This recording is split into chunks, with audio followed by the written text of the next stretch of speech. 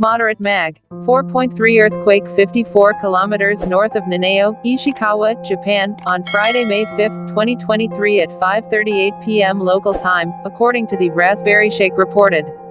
This quake was likely an aftershock of the 6.2 quake Japan c. 94 kilometers north of Toyama, Japan, May 5, 2023 2:42 p.m. GMT+9, which had occurred 2 hours and 56 minutes earlier. Updated, May 5, 2023 8:55 Greenwich Mean Time 7 minutes ago. Refresh. I felt this quake. Quake data, interactive map, new, seismograms, user reports, earlier quakes here, quakes in Japan, Ishikawa, Toyama, Tokyo.